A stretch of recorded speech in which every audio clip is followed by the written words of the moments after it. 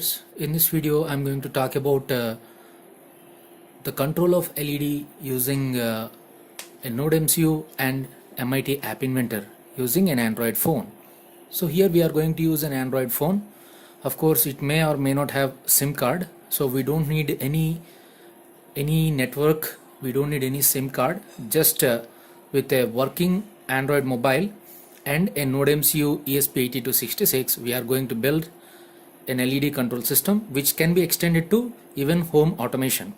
Let's start. So first we'll type MIT App Inventor in the Google Drive, so we'll go there. When you click on MIT App Inventor, you are going to see a create apps here. Just go there. It will ask you for your mail ID. You have to give your Gmail ID. I am logging in through this. So here I am going to start a new project. It will ask me for a project name. So I'll give the name LED Blink. Of course with Wi-Fi.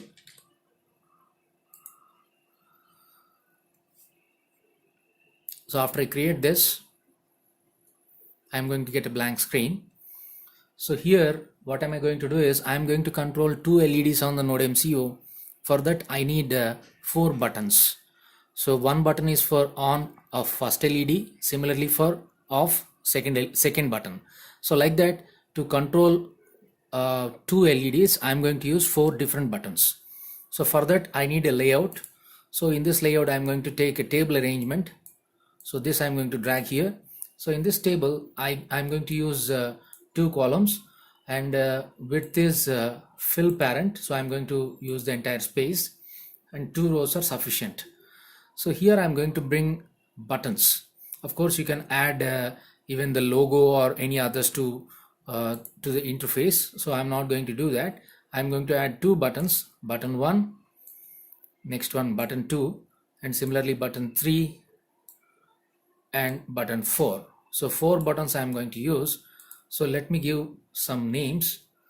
So on the button 1, here you can see, you can decide the text there. So I'm going to use LED 1 on. This button is intended for LED 1 on. Let me use capitals, LED 1 on, and similarly the other one I'm going to use LED 1 off. And similarly for the third one, LED 2 on, and then other one LED 2 off. So we have created 4 buttons, right? So these 4 buttons we can use for controlling the device. Also we need web interface, so we are going to use the connectivity here. This connectivity we are going to use web. It is an invisible component, we will not see anything. Of course you can if you want you can add some other interface. Let me say here horizontal arrangement I'm going to add here just for width fill parent, just for adding a logo. Here I can put a image or checkbox. I am going to put some label here. So I'm going to bring a label. So this label is once again fill parent width, and the font size I'm going to use 20 here. So the text I'm going to use here is Wi-Fi LED control, and I'm going to align this for center. So Wi-Fi LED control is this interface, and similarly for these things also, for these buttons I can make the alignment center. It's already aligned for center, so there is no need to change anything. So this is now over. Let's switch to the blocks part. Now designer is over. Now we can have blocks. So in the blocks what am I going to do is I'll first choose the button actions, then I'll use this web1 URL. So button 1, what happens when I click the button 1? So I'll choose button 1 click. When the button got click, it actually needs to send a URL. What is that URL? Let's go for web1. So here we are going to get a call web1 get and call set web1 URL to so and so. So we'll use first one. So set web1 URL. Let me check for that. Set web1. Let me put it here. Web1 here, it's not timeout. I'm going to use URL to a specific link which I am going to type here using a text box. So what am I going to do is I'm going to address the Nodemcu. Here the default number is 192.168.4.1 slash, it is going to give, let's say, caps LED 1 ON. This is for switching on the first one. So we are going to get this URL to the Nodemcu LED 1 on. This is the first one. And next thing, after you set the URL, you have to say call web1 get. It means initially whenever you click this button, it is going to set the URL. So in Wi-Fi, it is going to connect to this particular URL. This is the server on which the Nodemcu is running, and call web1 get will address this, will ping it actually. So this is for button 1. Let's make a duplicate of it. This is for button 2. When button 2 got this, so what we are going to do is, it is LED 1 instead of on. For the other one, we will say off. Similarly, we can make another duplicate. Sorry, this is for button 1 only, button 2 only. Now we'll go for button 3. So for button 3, when we say LED 1 on, it is going to be LED 2 on for the second LED. Same thing. Let's make a duplicate of this. So this is for button 4, LED 2 off. This is the simple URL which you are going to address the server. Simple, that's all. Now you can actually build the app. So the designing is now over. We can go to build and you can build this APK. So it is going to build the APK file and it is going to give the direct file to your desktop or in your downloads. Now let's open this Arduino sketch which controls the Nodemcu. So here in this sketch we are going to include 4 libraries: ESP8266 Wi-Fi, ESP Wi-Fi client, ESP8266 web server, and ESP8266 MDNS responder.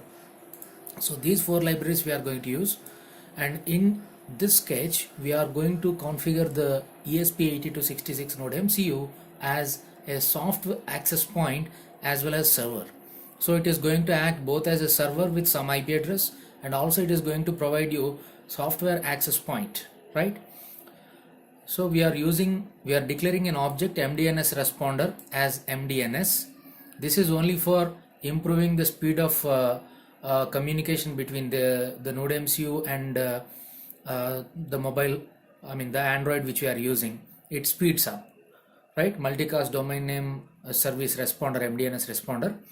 So first of all, we are going to declare a character pointer for the SSID as well as password. Here I am using my SSID as eYantraTech. So with this hotspot soft access point, the Nodemcu is going to work, right? So it is going to provide, you don't have to give any external Wi-Fi router or any external mobile hotspot. It is going to run its own. A local Wi-Fi will be created. And I have not put any password for this. So another character pointer for this password. Of course, if you want, you can keep the password, but it must be minimum of 8 characters. Less than that, it won't accept. Minimum 8 characters is required. And similarly, another object we are going to define ESP8266 web server. We are going to define it with the name server. If you want, you can call it with a different name also. You may write here computer also, it's up to you. The object name is declared like this, and it is going to operate with port number 80. This is the default HTTP port. So we are going to use the server at port 80. It is a ESP8266 web server. and there is a blank string. Of course, it's not really necessary, just we have initialized it. And in the setup part, first of all, we are going to initialize the module, ESP8266 module, Nodemcu. In the Wi-Fi class, we have a function disconnect. It is going to just disconnect the Wi-Fi module from the previous connections. If at all it is already connected after reboot, it is going to disconnect it. It ensures that no previous Wi-Fi connections were running on this Nodemcu module. And we are going to turn off the Wi-Fi module for some time. We are taking a 2-second delay. So this Wi-Fi.mode, Wi-Fi_off, this command sets the Wi-Fi mode into off, and it is going to happen for 2 seconds, 2000 milliseconds. And we are going to initialize the serial module in the Nodemcu, and we are going to operate it at 1,15,200. You can change the baud rate also, it's up to you. And it is only for debugging sake. We are not going to use it because unless you use a computer, you are not going to see what is happening in the serial module. It is only for debugging purpose.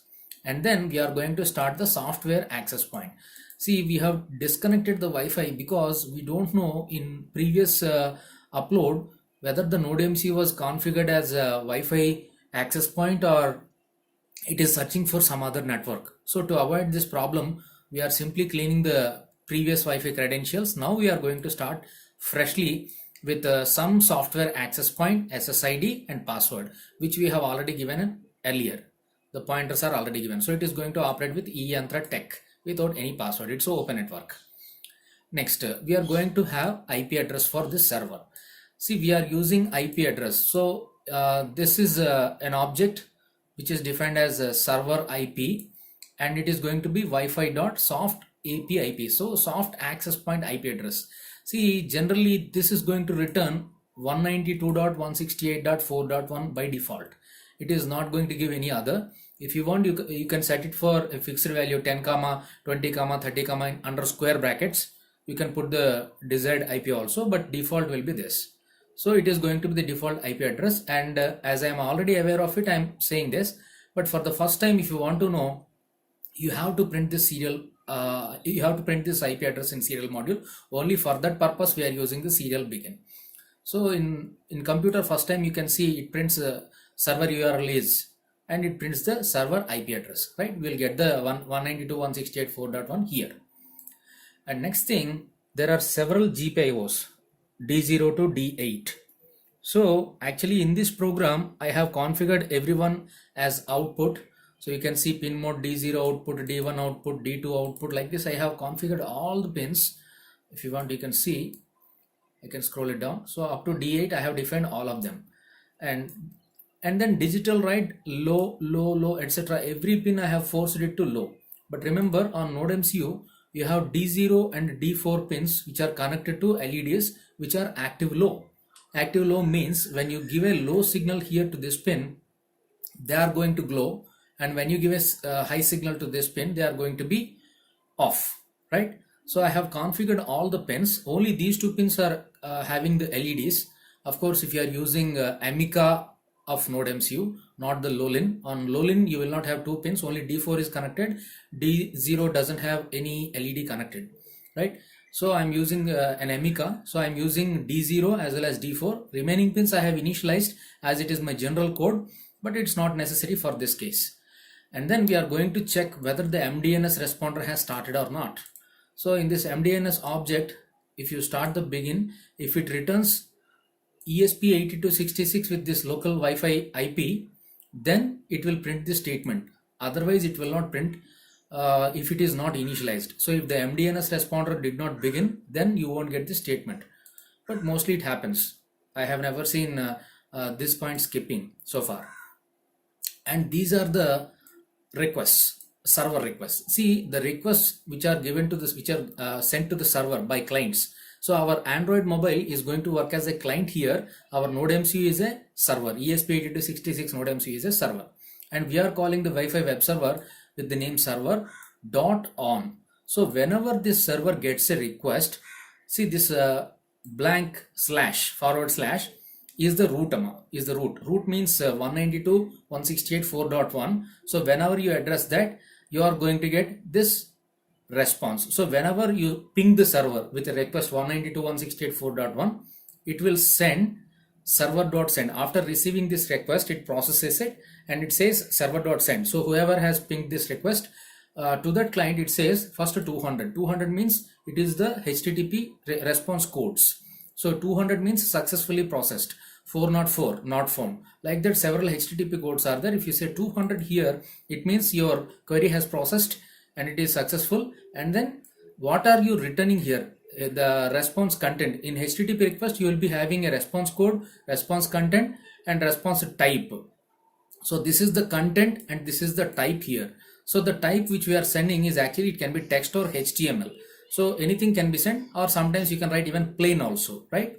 So text or HTML I have put, and this is web page. Actually our web page is a blank string which was initialized earlier. So there is nothing here. It is not going to respond anything. Or if you dislike, you can say welcome to Wi-Fi network of Nodemcu. I am writing like this. So whenever you ping this address, you will get the response from the server like this. Anyway, we are not going to use it because our MIT app did not contain this request. Only we had other request. Please remember, I said 192. Let me type it here. 192.168.4.1 slash. In MIT app, I have typed capital LED 1 on, LED 1 off, etc., etc. These are the requests, right? So these things already server.on means whenever this server got pinged, means whenever this address is called with a HTTP request, this is the parameter for which the server is being asked by the client. So LED 1 on. So if at all this kind of request comes, then what has to be done by the server? So I have written the condition here. So here also I have written the same web page.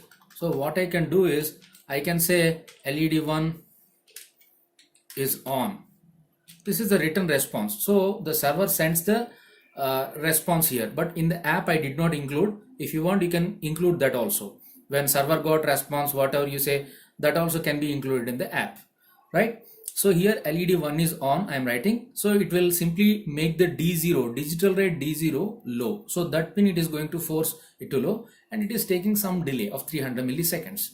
It is only for stability sake. You may reduce this delay also. You may put it even 10, or even sometimes you may not put it. It doesn't matter, right? So I am maintaining some delay. Similarly, when you get a request with LED 1 off, what it will do, see, this is the syntax, the square braces, curly braces. This is the syntax for server.on. So you have to follow this. You can add as many requests as you can. Here I have shown only 4, but you can increase the number. As there are several Gpio pins, you can do a lot more things. Even you can also analog read from the analog pin A0 of the Nodemcu, or even you can respond for something. Let us say in other projects I'll show how to get the ultrasonic distance meter, wireless distance meter. So you have a HCA SR0 for ultrasonic module. There you are going to measure the distance, and that distance will be sent by the Nodemcu to a mobile phone. That part can be done. Even those things can also be done with the help of this Wi-Fi server. Okay, so under this web page you can change the request as, of course you can write it. So I'm going to write once again here, it is LED 1 is off. This response will be sent. Similarly, the other one, LED 2 on. So in the case of this web page, I am writing LED 2 is on. And similarly for the other, the last one, LED 2 off. In place of this web page, what am I going to do is I'll say LED 2 is off. So like this, you can give the request, and these are the server requests, right? HTTP requests. And if a client request beyond this, it will simply say not found, because I don't know.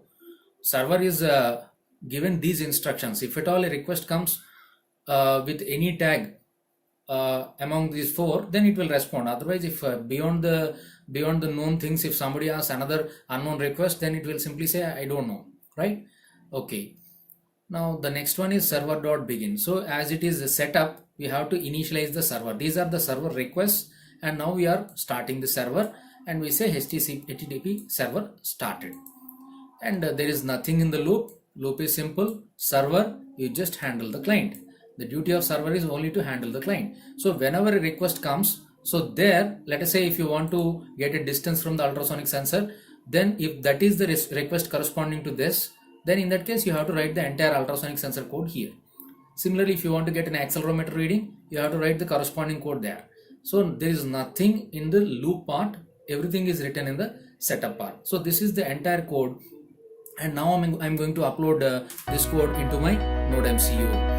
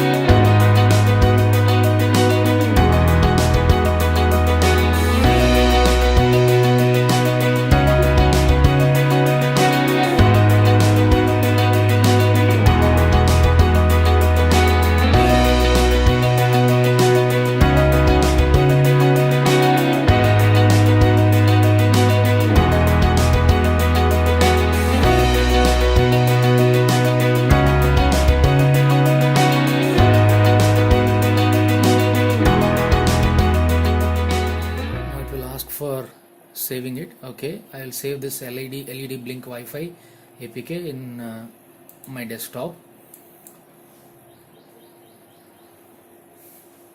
So this APK file you can transfer to your mobile or Android mobile. There you can run it.